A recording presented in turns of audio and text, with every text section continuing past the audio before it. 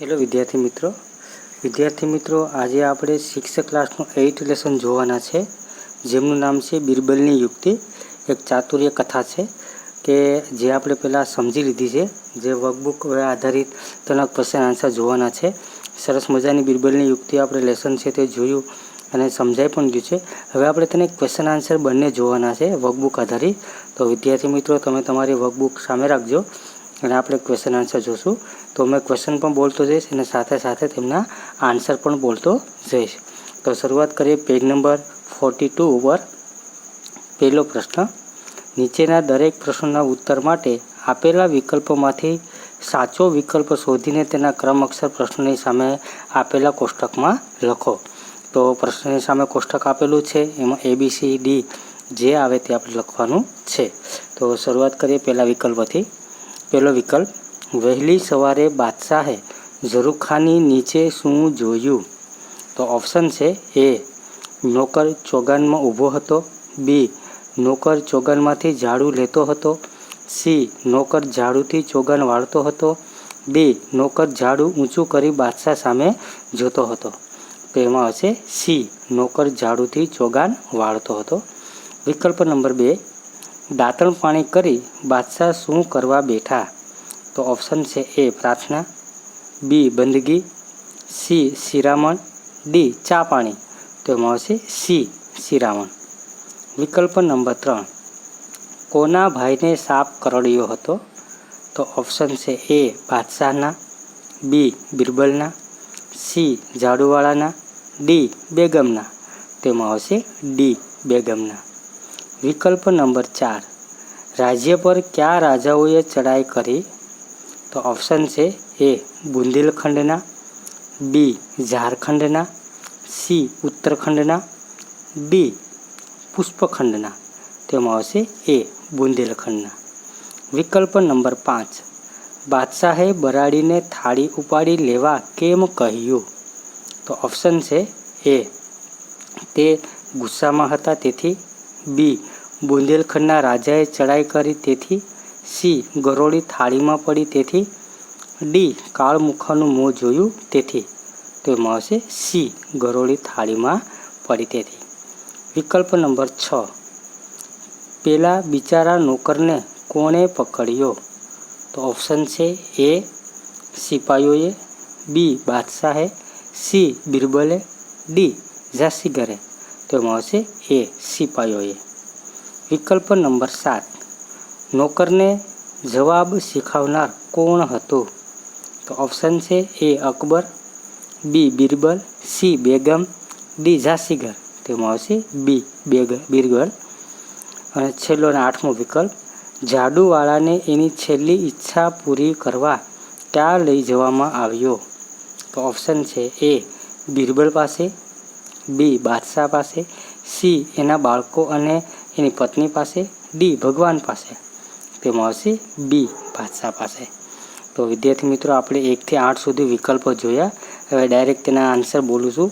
પહેલામાં C, બીજામાં C, ત્રીજામાં D, ચોથામાં A, પાંચમામાં C, છઠ્ઠામાં A, સાતમામાં B અને આઠમામાં પણ B.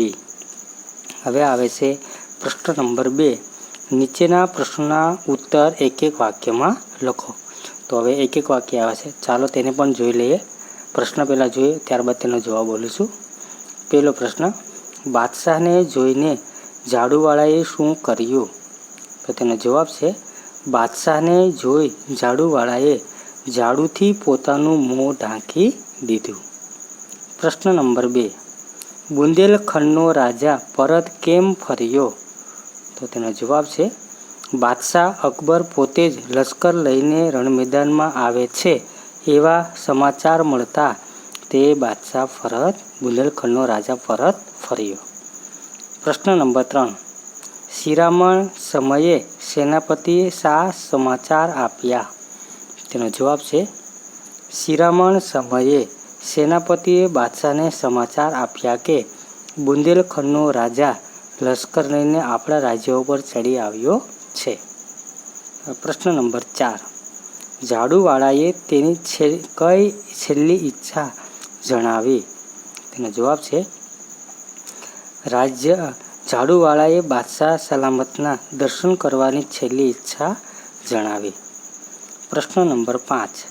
બિરબલ શા માટે મરક મરક હસવા લાગ્યો? તેનો જવાબ છે પોતે નોકરને યુક્તિ શીખડાવેલી સફળ થઈ ગઈ એ માટે બિરબલ મરક મરક હસવા લાગ્યો.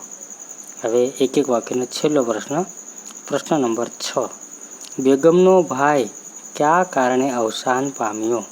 તો તેનો જવાબ છે બેગમનો ભાઈ સાપ કરડવાથી અવસાન પામ્યો.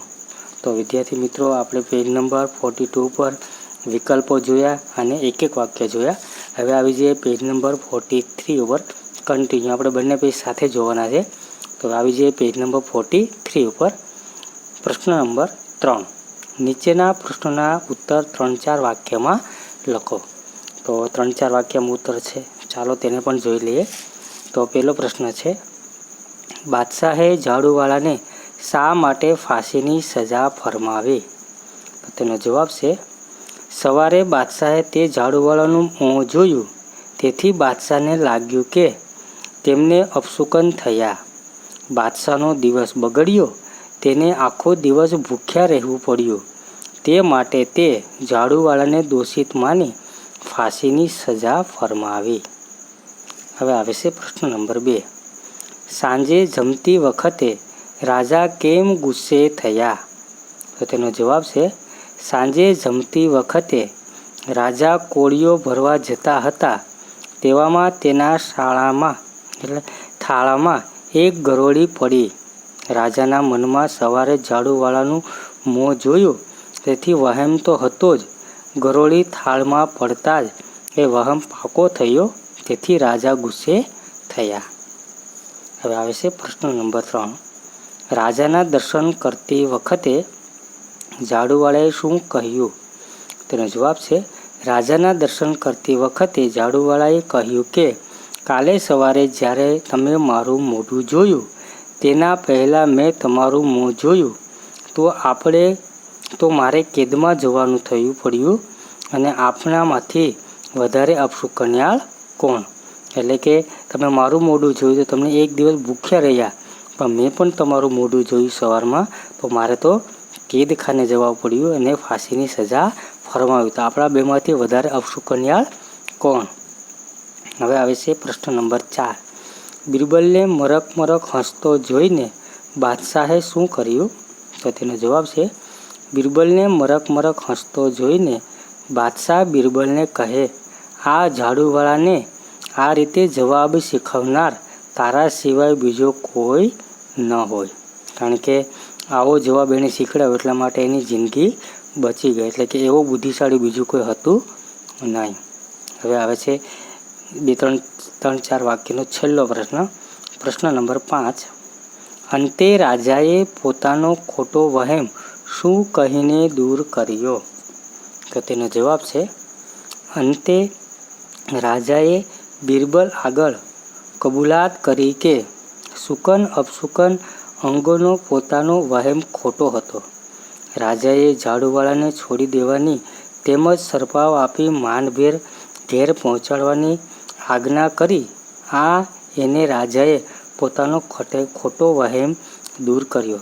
કારણ કે જો રાજા આજે આ શુકન અપશુકન માનત તો એક નિર્દોષ માણસને છે તે આજે મોતને ઘાટ ઉતારી દે, તેને ફાંસીની સજા પડી જાય. તો એક બિરબલના કહેવાથી આજે એ રાજાનો શુકન અપશુકન છે તે દૂર થઈ ગયો અને એક ઝાડુવાળાની જિંદગી બચી ગઈ.